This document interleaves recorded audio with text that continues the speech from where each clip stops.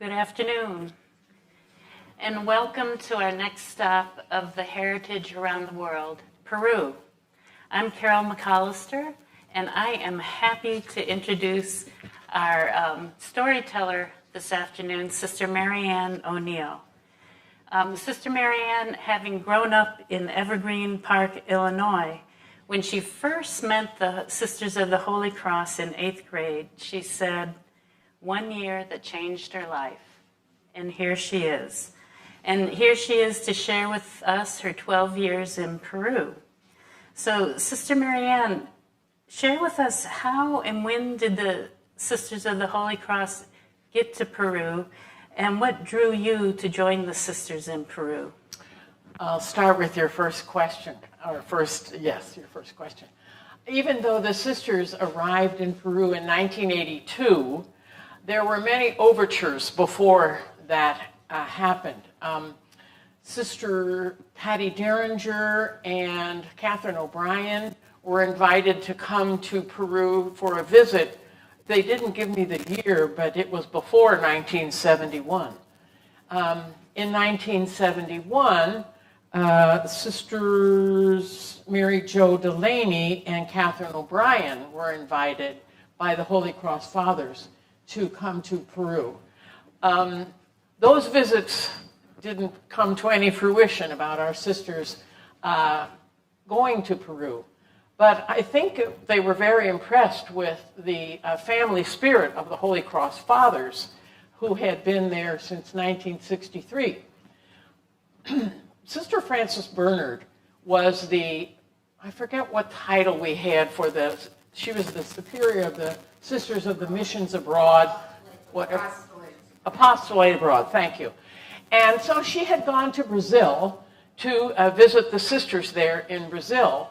And she talked with the sisters about the invitation that she had received from the Holy Cross Fathers in Chile. They asked us to come to Chile. So Frances was considering that when she was talking with the sisters in Brazil, and Catherine O'Brien, God rest her soul, said, "No, we should not go to Chile. We really are needed more in Peru. They're poorer, they have greater needs. The Holy Cross Fathers have been asking for assistance in the parishes there. They can do the sacramental work, but there's a great deal that needs to be done with the people themselves."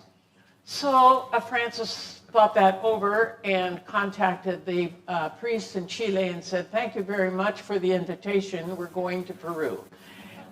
They were not happy. In 1982, Sister Patty Derringer, who had been missioned in Brazil, and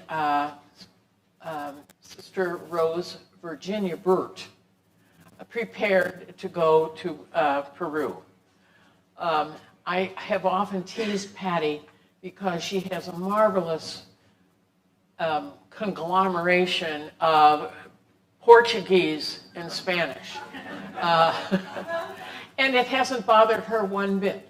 She figures she can be understood, and she can be. She can be understood. But Spanish is not her forte. Anyway, they arrived on November 1st in Chimbote, Peru. Chimbote is a fishing village, fishing city, really. That's the major industry and the major occupation of people in Chimbote. Years later, when I told my Aunt Marie, who was a Sister of Charity of Cincinnati, that I was going to Chimbote, she said, "One of our sisters was there 40 years ago, and she still smells those fish." When we would go away from Chimbote and come home and open up our suitcases, the smell was awful on our clothes. Anyway, excuse me. So Patty and Rose Virginia were going to be accompanied by a Holy Cross associate. At the very last minute, the day before they were to leave, this young woman said, "I can't go. I can't go." So Patty and Rose landed in Lima on October 31st and traveled up to Chimbote on November 1st. And thus we established ourselves in Peru. Patty said to me when I asked her for a little information on those first days or first months, and well, what did you do? Well, we wandered around looking for a job that would occupy us, she said. And of course, the Holy Cross Fathers were very concerned about them getting involved with the people of the parish. The parish that the priest had 4 sectors: La Unión, La Primavera, Esperanza Baja, and Esperanza Alta. So we had established ourselves in La Unión. The priests had their home there, and supposedly the sisters were to arrive in their house. However, the house had not been built yet. So the sisters lived with one of the parishioners who is still a very dear friend of the sisters, Santos Garcia. And she has been a tremendous support for the sisters, and a great friend and associate. Well, the parish had established some soup kitchens, and so the sisters took their turns preparing the food and cooking and serving in the soup kitchens. That was one thing they did. Sister Rose Virginia finally found work in the Incarnate Word Sisters Clinic for sick babies.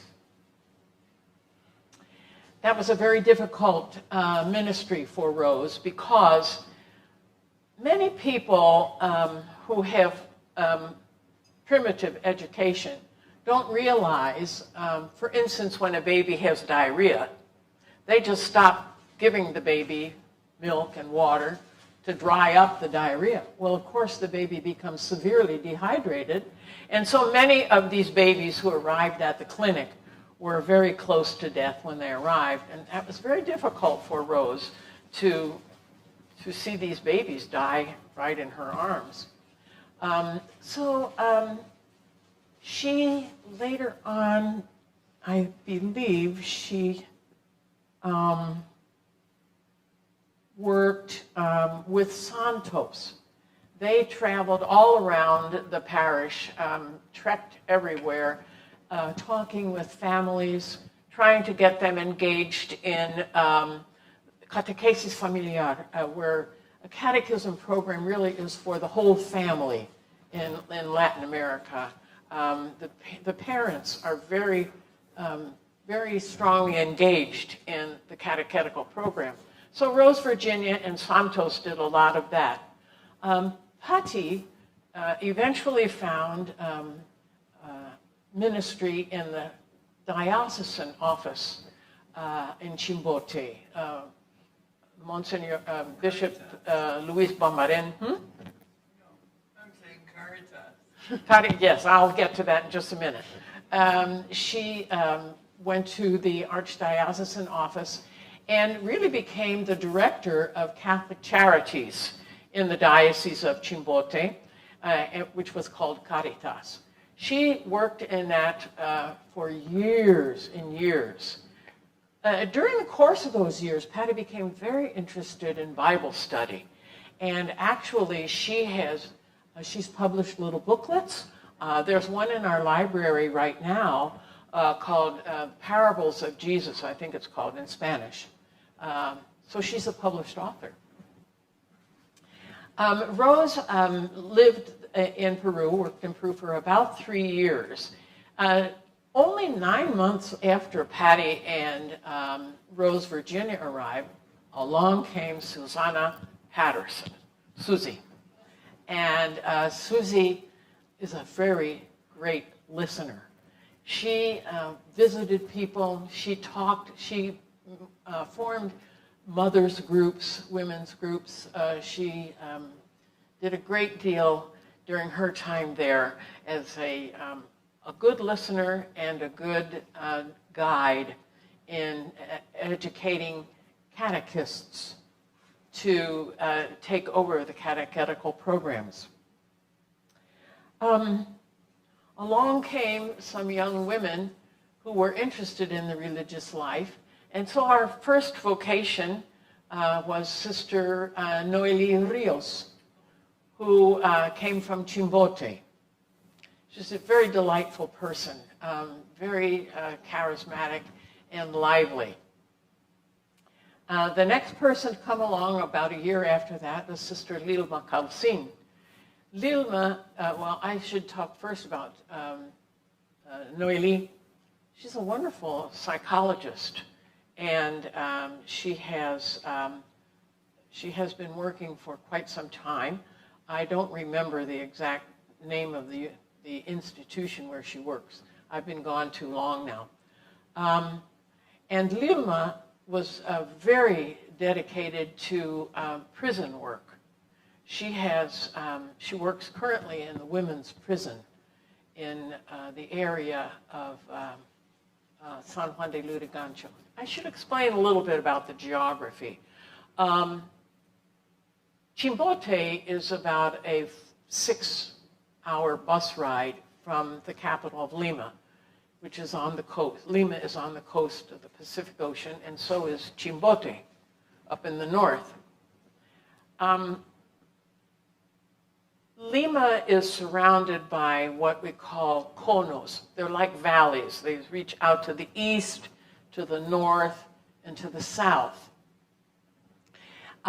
We came to settle in San Juan de Lurigancho after I arrived in Peru. And the men had established a parish there, as well as the parish they had in Chimbote. When the men arrived in San Juan de Lurigancho, it was a huge desert. There's a lot of desert in Peru.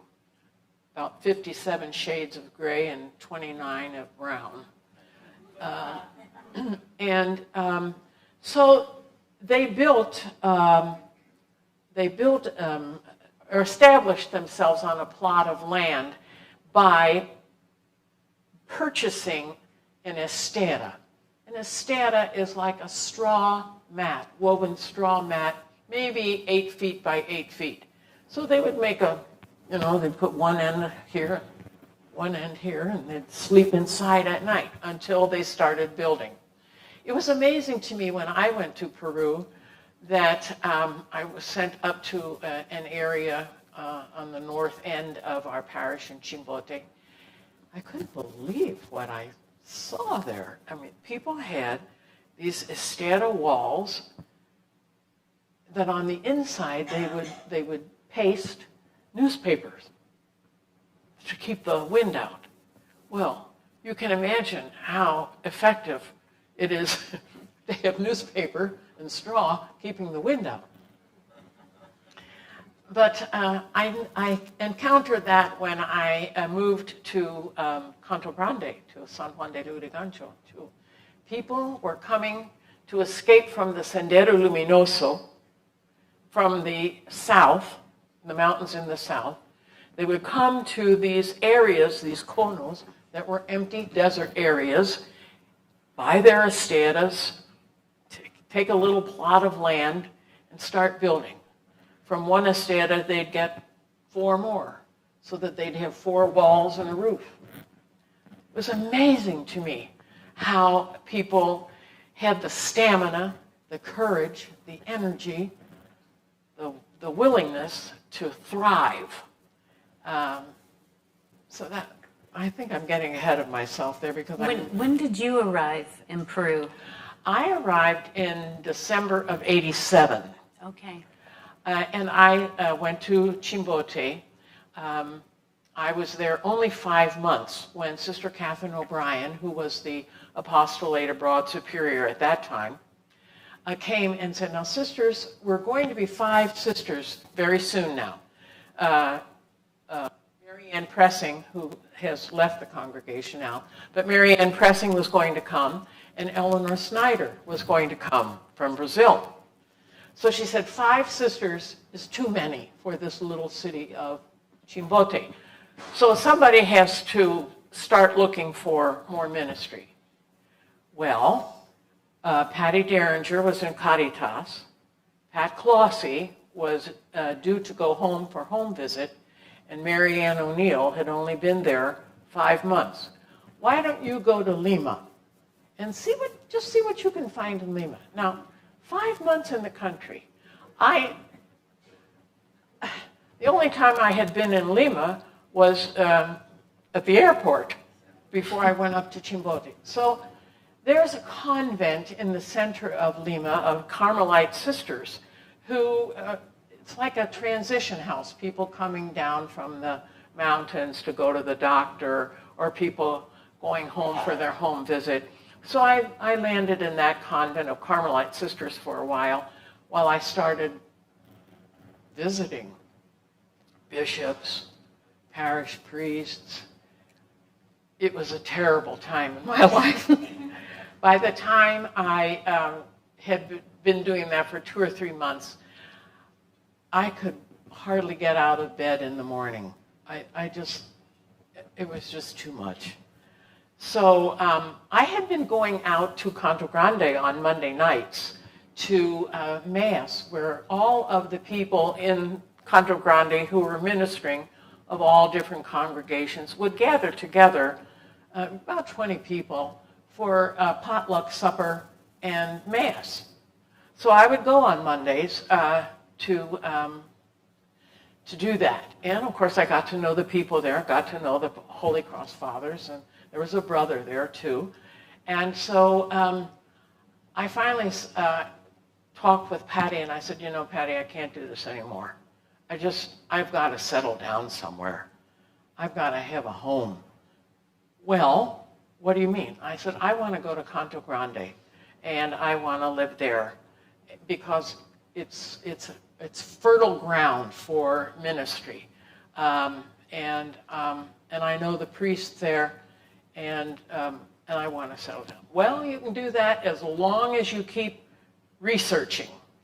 Okay, so a Canadian Holy Cross sister, Marguerite Gravel, and I moved out to Canto Grande. The Holy Cross Fathers had a house that they were not using at the time. It was a shack. But we said we would live there. So Marguerite's congregation was going to furnish the house, and our congregation was going to make it sturdier.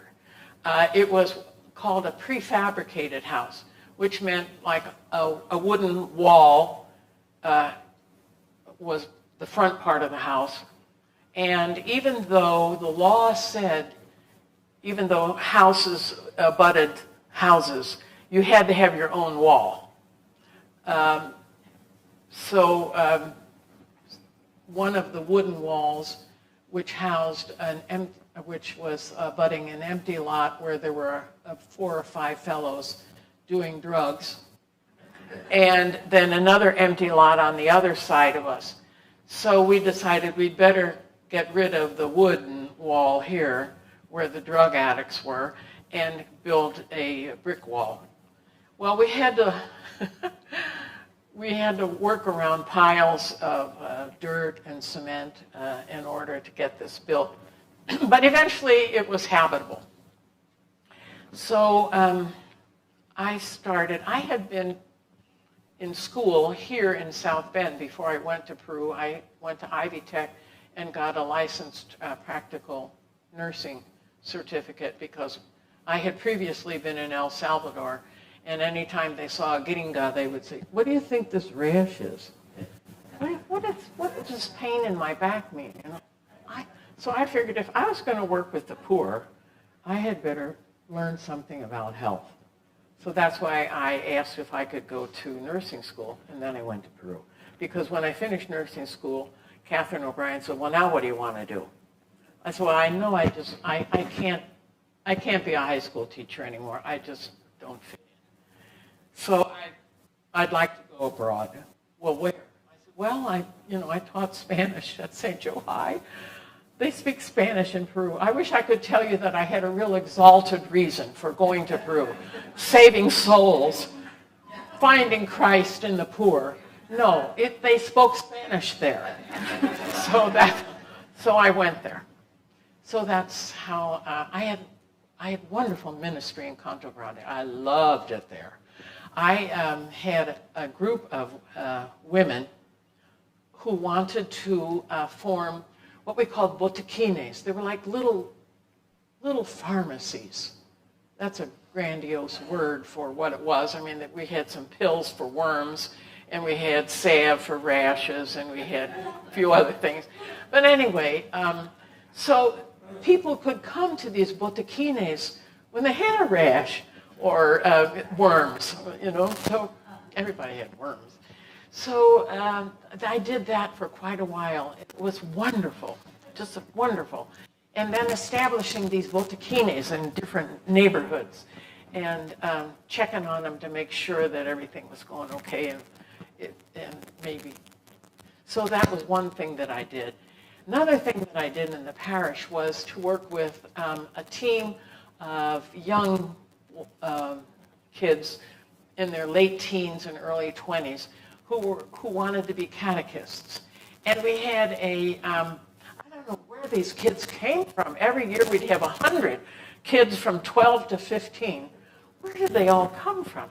But we would prepare the lessons together, my catechists and I, each week, and then they would catechize these zillions of adolescents, and we'd have mass baptisms and mass first communions at the end of the year.